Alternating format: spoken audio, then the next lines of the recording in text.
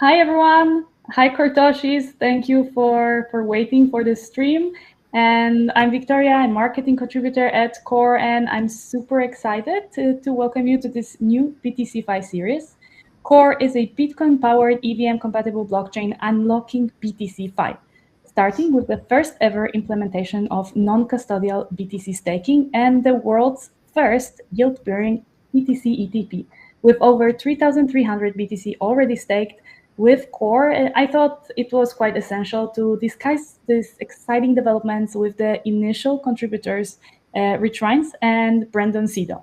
So before we say the highs, I just wanted to remind all of the Kortoshis to ask relevant questions in the comment sections for a chance to get them answered by the contributors and get a whitelist for Kortoshi's NFT collection that is coming soon. So without further ado, hi Rich, hi Brendan. I'm thrilled to have you both here. So let's dive into some questions. Although many in our community know you, especially with the hashtag #ChooseRich going viral, could you both briefly introduce yourself and explain your contributions to Core? Happy to kick us off with that tee up, and it's a great hashtag. So a little bit about me. So I'm Rich. I got involved in crypto back in 2013. Fell in love with Bitcoin after reading the original white paper, and decided to make it my career a few years later. Spent some time at Coinbase leading money movements engineering. That was a lot of fun. Met so many amazing people. However, it became a big company, and I've been, building companies, since I was, in the dorm room and that sort of thing. And as soon as companies get too big, I can't do what I do best, which is, take things from 0 to 1 and to help, build an amazing team. On top of that, having been in the crypto space for a long time, no one was scaling Bitcoin. And that's something deeply, deeply important to me, having been, one of the early kind of Bitcoin folks, as I truly believe from like a philosophical point of view that Bitcoin should be in the hands of everyone around the globe. And that's not possible on Bitcoin L1. It's just too expensive. It's too slow, which make it amazing as this global settlement layer, but not necessarily for medium of exchange or for actually, using it for day-to-day things. And that was, again, part of the, original genesis of Core, was to help, Bitcoin scale. And we'll probably be doing a lot of talking about that as we go over here. But that's a little bit about me and why I'm so excited to be part of Core.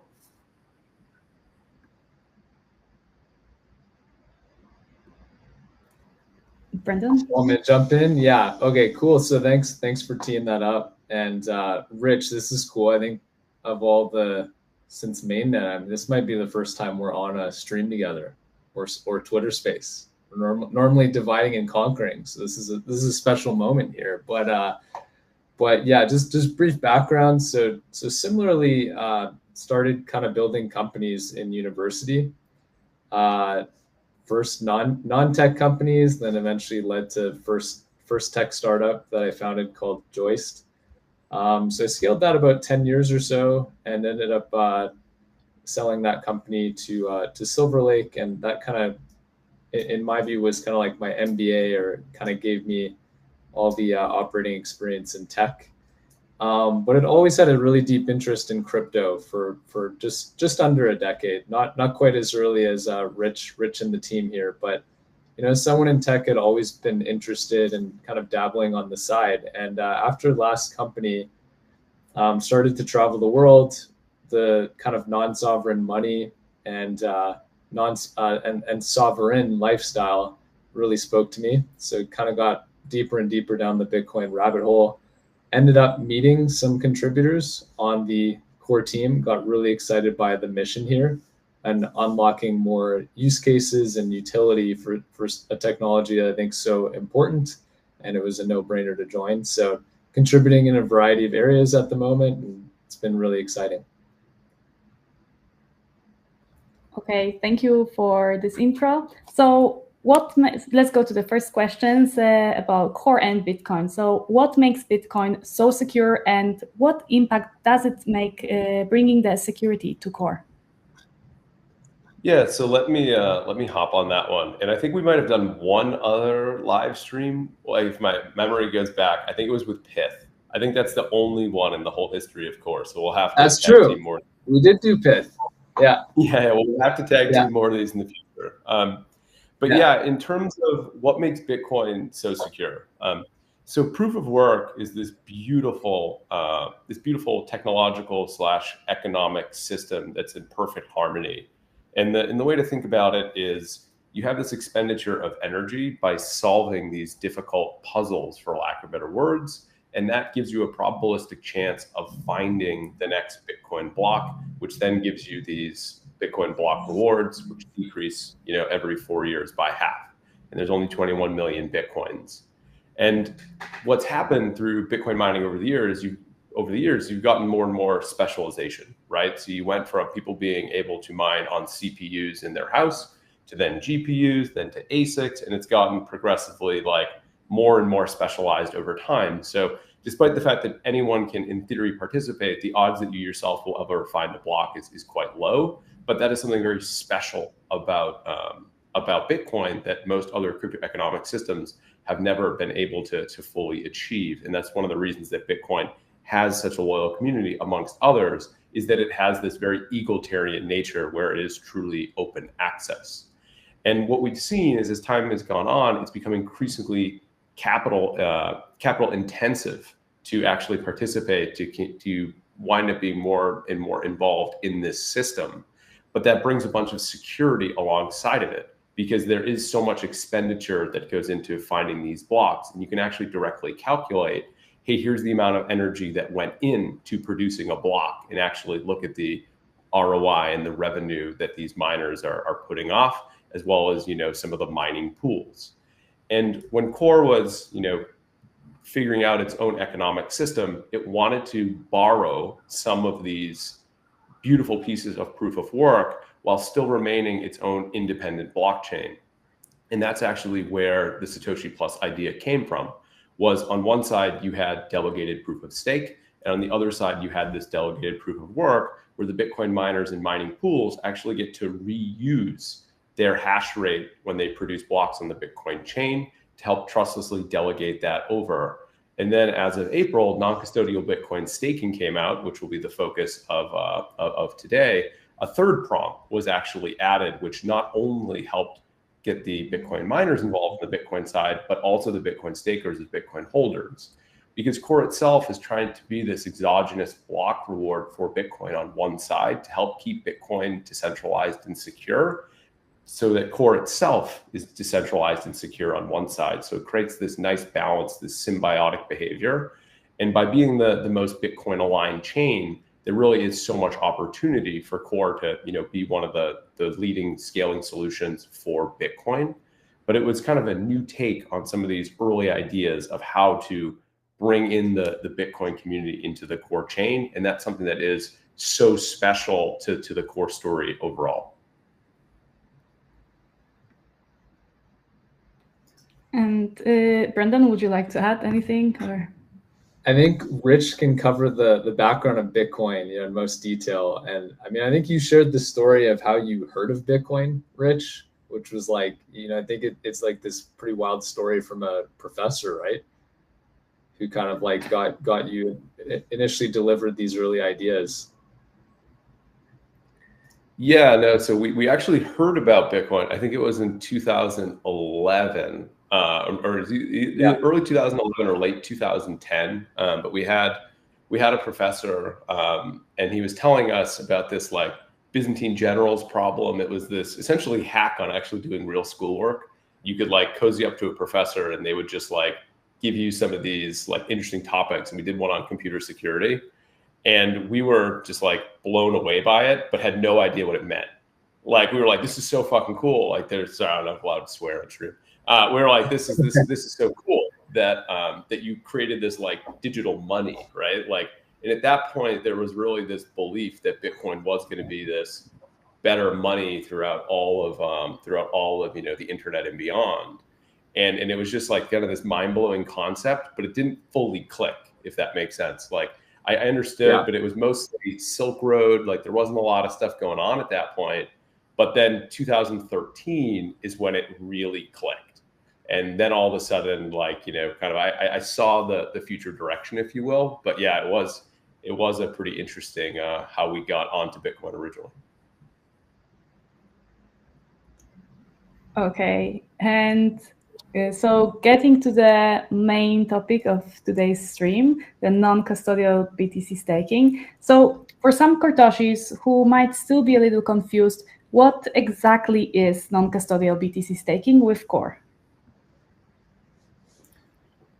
Happy to jump in there, Rich, and then we could both jump on this question. So, when you think of Bitcoin, which Rich just spoke about in detail, there is no native staking function or yield or risk-free rate for Bitcoin. It's really miner driven. That's what makes it really special. But as a Bitcoin holder, you don't necessarily have staking like a lot of the newer advancements in blockchain like ETH and a variety of others, and then even the initial Core chain where you can stake Core.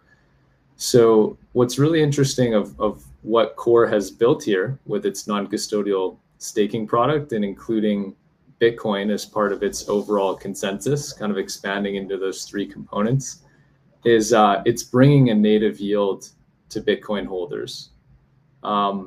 So what they can do is basically issue a time lock on Bitcoin, which is basically them giving up the ability to use, spend, or use that asset. So giving up the ability to use it for a specific period of time, but they have the peace of mind of knowing that their Bitcoin has not left their wallet, which is really important for Bitcoiners who may have been burned in a variety of other yield opportunities. You wouldn't even call them staking per se, but traditional finance, lend borrow markets, etc. A lot of Bitcoiners were burnt on that, and it didn't necessarily align with the Bitcoin community. So what's really interesting about this approach is the mechanics are really unique, but as a Bitcoiner, you basically get the peace of mind that your coins are in your wallet, which is very important. And then from there, they're basically selecting a validator to stake to. We use that in our consensus to elect validators. It helps strengthen the Core network, and that's generally I think we're going to go into a lot more detail there, but the non-custodial approach was really important because Bitcoiners don't like to give up their keys. Generally, most folks generally don't like to do that, and this was a very novel approach to bring Bitcoin security. We already have 200 million staked, I think well over 3,000 Bitcoin and growing, in an ETP product to help secure Core chain.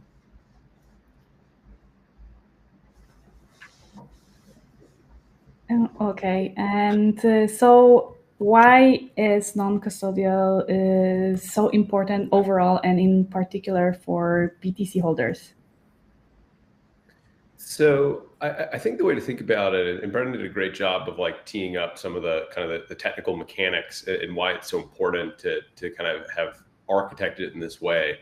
But I think it's important to kind of take a step back and look at Bitcoin, for the last 10, 15 years. And if you look at it, Bitcoin was really, for lack of a better word, just digital gold. And what it was is you would just hold it and it would accrue more value over time, hopefully. And that was really the limit of what you could do with your Bitcoin if you wanted to take no or limited private key risk, right? Like you wanted just to kind of hold on and get upside exposure to Bitcoin. And that was really it. If you wanted to go out and get, additional yield on your Bitcoin, like Brendan mentioned, you'd have to probably trust some centralized group. And if we look at, the last cycle in particular, that was a really bad bet, right? And that was something where many Bitcoiners got burned by that. And the last thing that they wanted to do again was to go back down that road.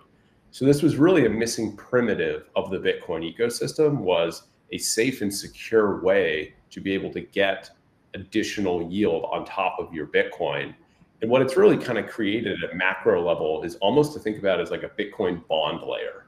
And what I mean by that is this is now like the Bitcoin reference rate, or like the risk-free rate, to think about it like traditional financial terms for Bitcoin, where now if you want to look at, what is what rate am I willing to pay to like have my Bitcoin borrowed from me or to lend out my Bitcoin, it should be in excess of that rate, right? Like it's this new primitive that structured products in the Bitcoin space can get built around. And that's this massive unlock for bringing Bitcoin-based finance mainstream. And I think we'll see more and more kind of innovations on that side from the core team and beyond throughout later this year. But another like kind of lens maybe to think about it through is if we look at the Ethereum world and we look at all of the innovation that happened since the merge, where once Ethereum became this yield producing productive asset, all of these new financial primitives could be brought online. And then since then, we've actually seen the rise of EigenLayer and restaking, and we've seen tens of billions of dollars come into these markets because there is this much larger desire to get these assets to be more productive. And I think we've, kicked this off for the Bitcoin world, but there'll be a bunch of other interesting kind of pieces that get built on top of it. But it's a super exciting time to be in the Bitcoin space overall. And then it's great for a core chain to be leading the pack. Yeah, and with that, Rich, there's kind of like the next phase, right, where we've kind of brought this reference rate for Bitcoin, and then obviously what happened with Ethereum was there were liquid derivatives. So it not only brought this reference rate and native yield, and then there was a whole economy built on the LSTs and deploying those assets into different protocols and being able to do things. So that's a really exciting kind of trend that we're seeing in the Bitcoin space generally, and something that see being brought to the core ecosystem pretty quickly. Yeah, I think we're going to see a variety of new primitives built on top of core staking, because it is this almost like Bitcoin Lido on one side, where it's this new composable building block for folks to build on top of. And of course, the core ecosystem will have some of these pieces that get built natively, but there's a whole bunch of teams and protocols that we've been chatting with in various ways that have now kind of unlocked this new primitive, for lack of better words, unlockingBitcoinDeFi.com.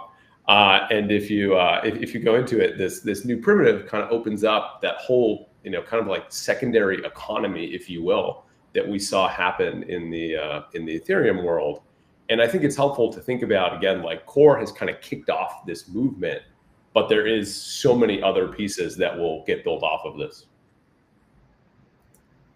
Yeah, 100%. And so for the folks listening, just to make that really simple, as a Bitcoin holder, you'll be able to stake Bitcoin, right? Or use some sort of protocol to help secure core chain with your Bitcoin. So it's being staked, ideally non-custodially, right, through the platform, and it's earning this reference rate yield.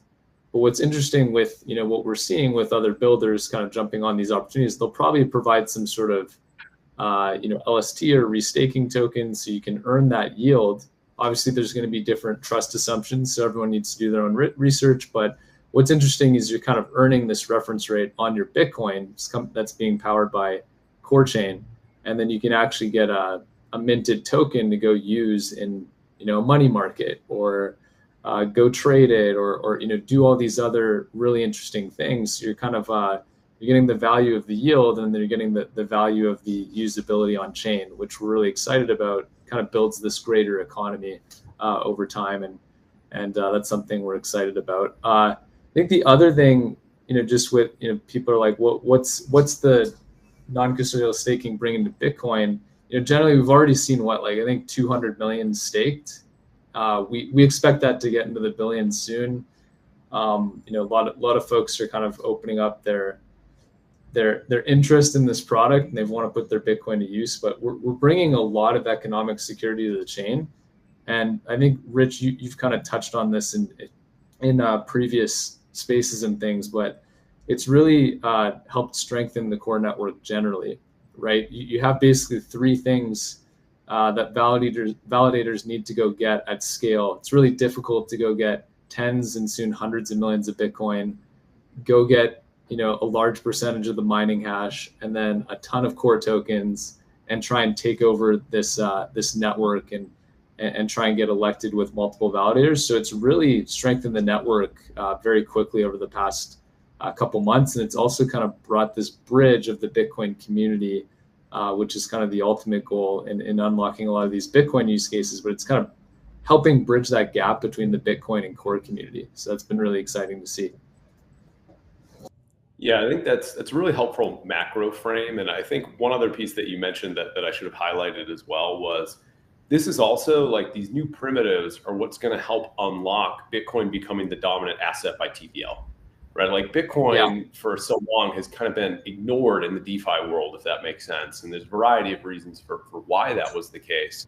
But I think, and I've kind of given this prediction on, a bunch of podcasts and Twitter Spaces is, I think, within 3 years, we see Bitcoin flip Ethereum in terms of being the dominant asset by TVL.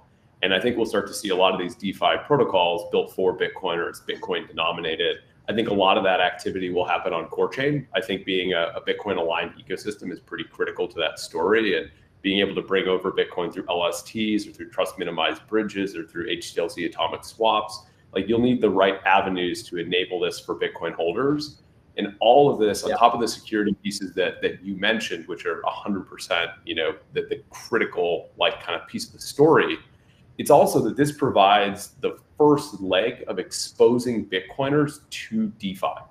And what I mean by that is this kind of dip your toes in the water. Let me go earn yield in a safe way. And then if you want to go engage in some of these protocols on top of Core, you can, of course, swap or bridge or do whatever you want to get over there that meets your trust assumptions. But this is kind of the beginning step. And I think we'll see a funnel where it's like at the beginning, a bunch of this will just stake. And then over time, more and more of that will actually occur on chain. Yeah, 100%. Talked about this kind of like stepped approach, right? All based on people's risk tolerances. And as you mentioned, it's so new that people just want to dip their toes in, just because there hasn't been any native yield or reference rate in the past, the way Bitcoin's been designed. So this is kind of like a natural first step. And then you're going to kind of see people go deeper down the rabbit hole as better opportunities come up, trust assumptions get better, and just cool stuff is being built.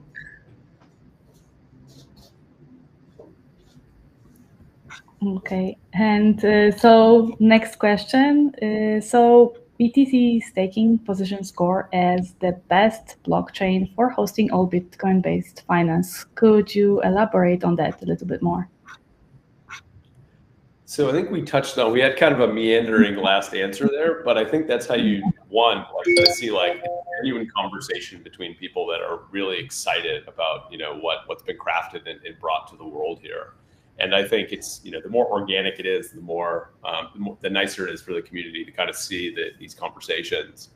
But I think, I think in general, like to summarize kind of what we said was with the new primitive of Bitcoin staking, it allows more and more of these Bitcoin folks to get involved in BTCFi or Bitcoin DeFi in the way that most aligns with their interests or their goals, whether it's just stopping at Bitcoin staking or diving into, any sort of like decentralized finance on chain, whether it's perps or borrow lend or like, Bitcoin MakerDAO, like whatever one kind of matches whatever goal that you're out there trying to achieve. And we think, again, with Bitcoin becoming the dominant asset by TVL, it'll happen on a Bitcoin aligned chain like Core.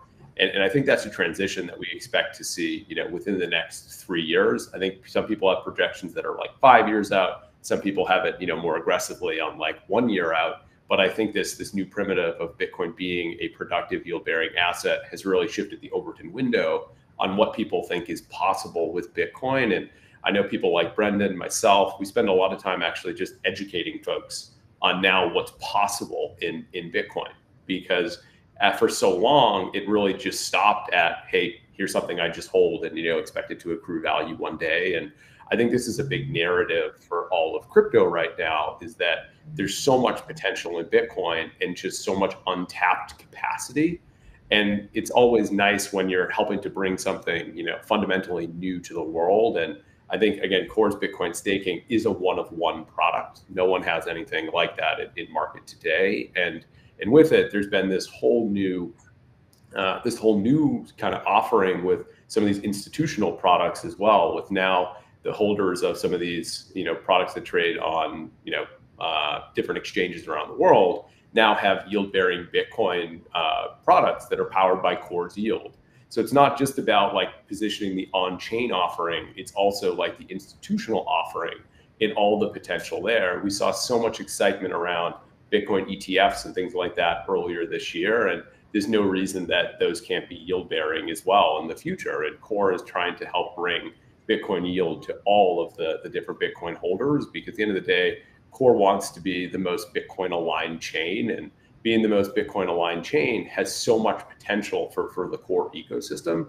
Bitcoin is easily the largest asset in the crypto space, and trying to help scale Bitcoin is very good for Core.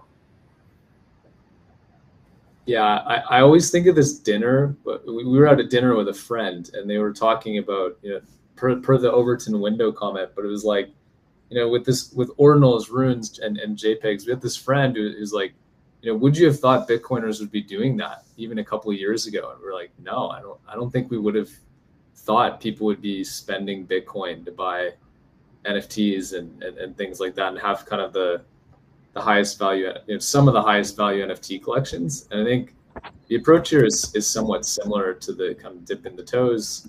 We're seeing a lot of excitement and better technology to enable this, things like Core that I think are really exciting for Bitcoin holders. So yeah, that's going to be really great. I think the other key, maybe there's just one last thing, because I know there's a lot of Cortoshis in watching this here. I'm seeing some great comments pop up. The question's like, why do we want Bitcoin stake, or why do we want Bitcoiners as part of this community? Well, the thinking is, there's so much, to Rich's point, like, and he's made that bold prediction with, the TVL being higher than ETH. There's just so much liquidity there, and demand for Bitcoin is just growing more and more with the halving, these ETFs, more institutional awareness. It's just more and more people want Bitcoin, and I think that's going to be an even bigger valued asset. And tapping into that liquidity is very powerful for a core chain. That's really one of the missions of the chain, is to unlock this. Right now I think it's I don't know what the change of the market, but $1.3 trillion, kind of sitting somewhat idle. And that's a big opportunity for Core and the Cortoshis to really unlock that and bring a lot of capital into the ecosystem, which brings a lot of great opportunities, better products. It's going to attract more builders. And I think that's part of the exciting point of these new use cases, like we've seen with derivative perp dexes, money markets. We're already seeing on Core. We're going to see, as we've already talked about, the restaking tokens. We're excited to see what else is going to be built on Core by great builders, and that just benefits Cortoshis, who want access to great products.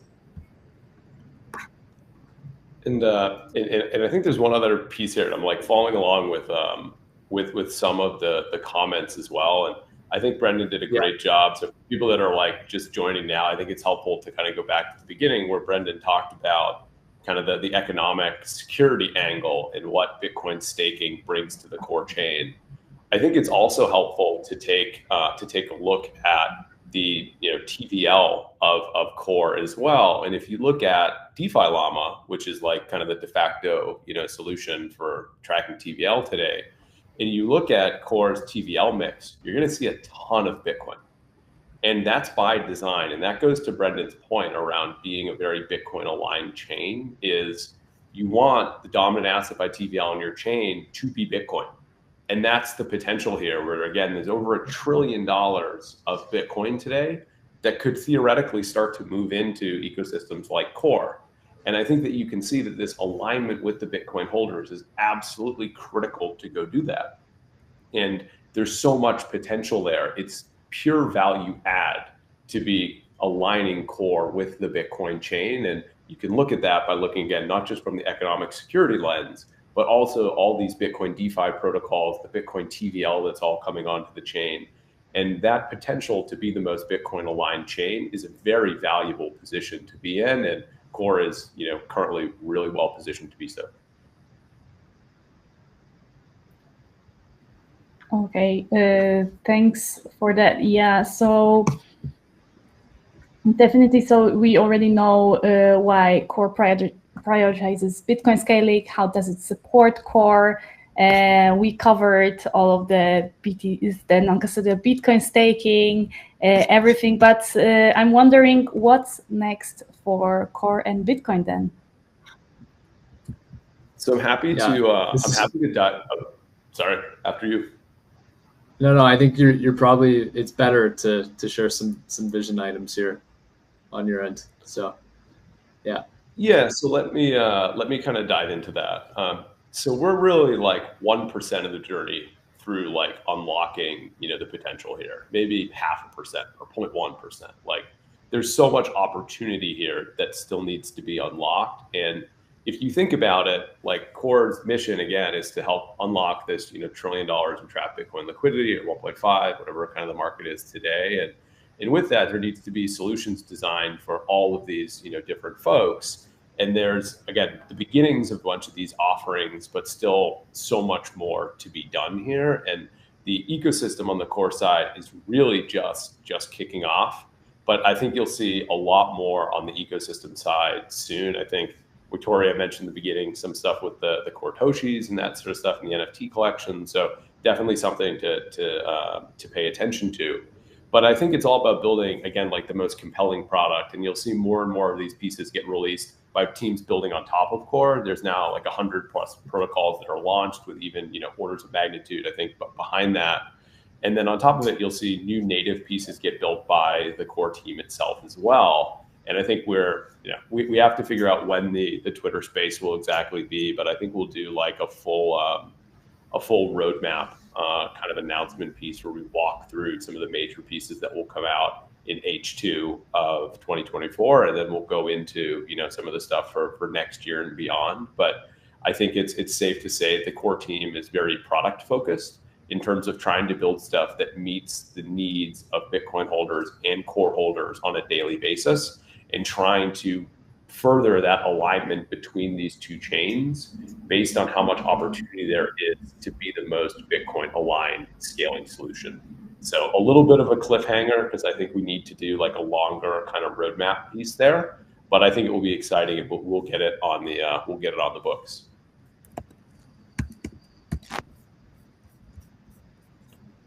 I think Rich nailed it. So I don't have much to add. Other than just something fun, which is like, as Rich mentioned, still pretty early. Oftentimes joke like crypto moves pretty fast. Let's say you're in the crypto community like Core Toshis for a year, and it feels like 5 years has gone by. So like even a year ago, in talking to people, this whole vision, what Core was working on, it was a lot of folks were not sure what we were working towards, and it wasn't really clicking. Even just like a year later, it's clicking with everyone, and there's massive excitement around this opportunity. I think everyone's seeing it. You're seeing a lot of folks try and do similar things, but obviously Core has been pretty mission focused for years now and is well ahead. First to launch these products, as Rich mentioned, very product focused. So in a really, really great position, but it's just still very early. So really excited to just see what's built on Core, see a lot more Bitcoin be brought into the ecosystem, much higher liquidity, and that's going to benefit the entire Core Toshi community.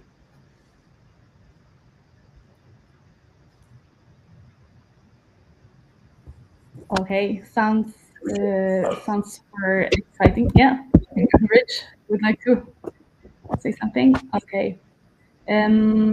So I think that's that for the questions from my side.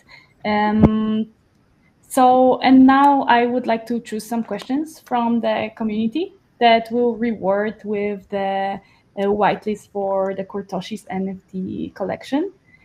So maybe for the first question, I will choose, let me find it among the questions. Here, so from Light, how secured is my Bitcoin staked on Core? And on Core chain was being non-custodial. What protocol is used to secure my BTC?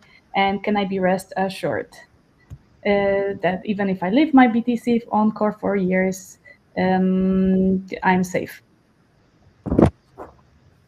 Yeah, so let me give you there's a couple different pieces to this question. So for one, in terms of, we'll take the kind of second part first, in terms of like if you leave your Bitcoin on Core. So you're not actually leaving your Bitcoin on Core in that case. It's actually staying on the Bitcoin L1 the entire time, which is really important to think about. Many of these other like Bitcoin yield solutions and that sort of thing actually involve giving up the keys, so you're either sending it to a multi-sig or some sort of like centralized group. And they might, go trade that in some way, even if it's like a safer kind of trade.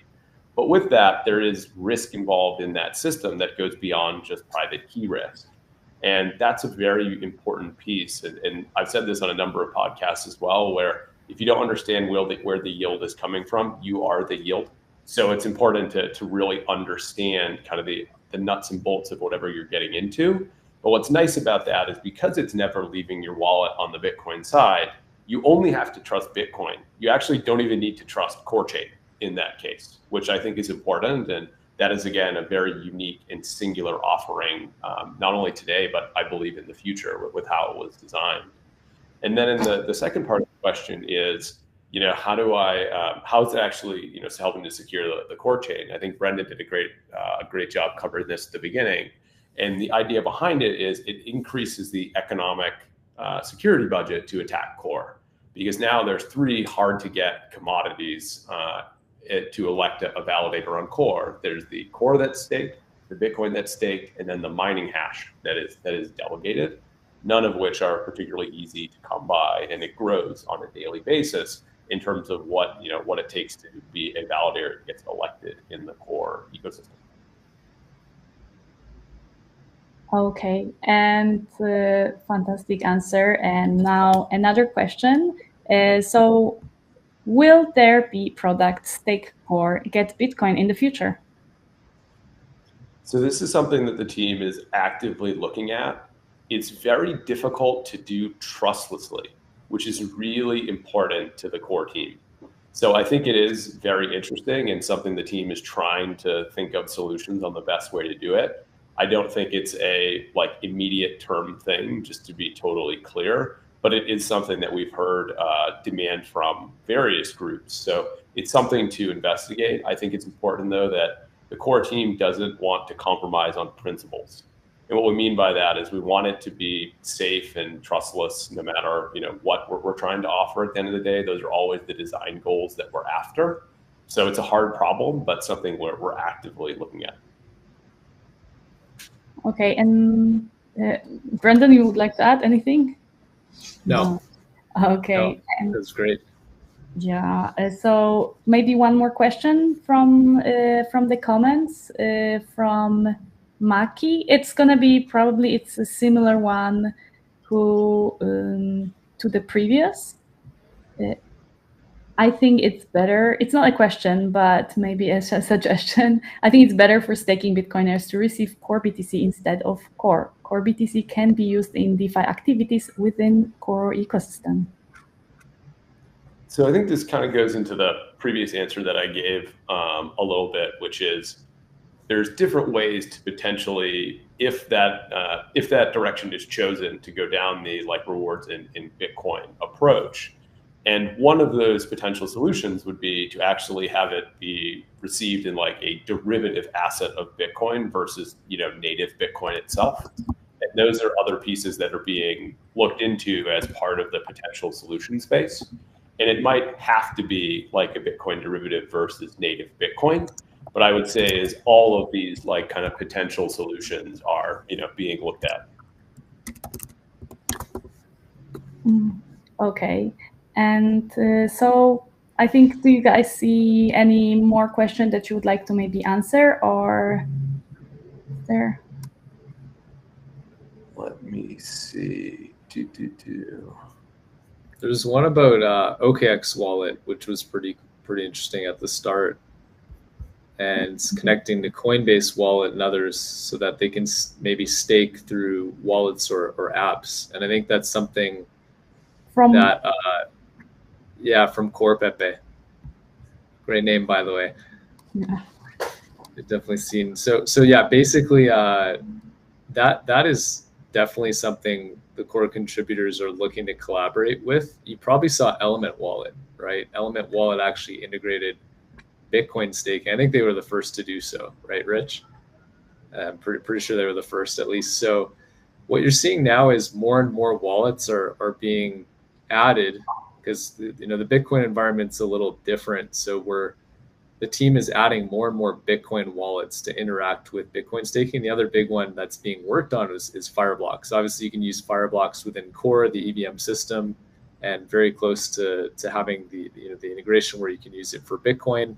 But the goal is to get full wallet support for a variety of wallets, and then even just take that a step further to have that experience embedded in wallets and exchanges and custodians, where you can imagine a user clicks a button, and with one click they're basically staking Bitcoin and then eventually staking Core. It's definitely something that the Core team is super excited about and pushing forward on.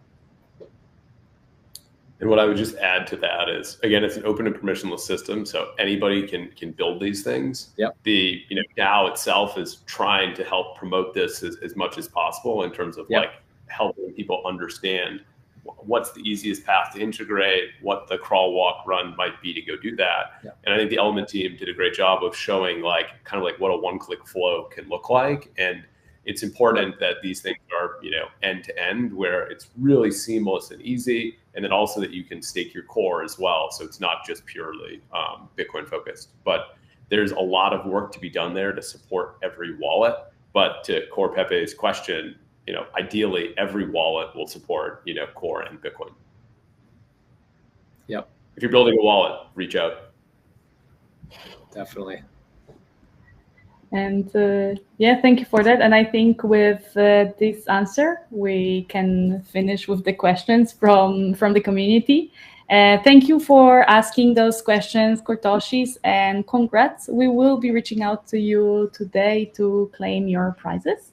And on YouTube or on X, we'll be reaching out. So for in the end, Rich, Brendan, would you like to add anything before we wrap up? I'm happy to just kind of quickly wrap up. Thanks everybody for coming. The Kortoshi community is, again, one of the strongest communities in all of crypto. We're so lucky to have such an amazing community behind the Core chain and all the folks that are working on it. So many amazing builders, so many amazing users. So as always, we really appreciate all the support. And again, so much left to do this year. So lots of exciting stuff coming up, but thanks so much for being our biggest supporters. Thank you, Brendan. Would you like to wrap up? Thanks, everyone. Okay. No, I think that was great. That was great. This was a lot of fun, great questions. So there's a lot of exciting things coming this year. Yeah. That everyone should be excited about. So. Yeah, definitely. So thank you so much. Thank you, Rich. Thank you, Brendan, for sharing this awesome insights. It's really incredible to see the innovations that are happening at Core and how they are shaping, the future of BTCFi and growing the Core ecosystem. So to Kortoshis, thank you for joining us today. Make sure to follow Core socials for more updates and stay tuned for our next BTCFi series stream. And until next time, stay orange, Kortoshis. Thanks.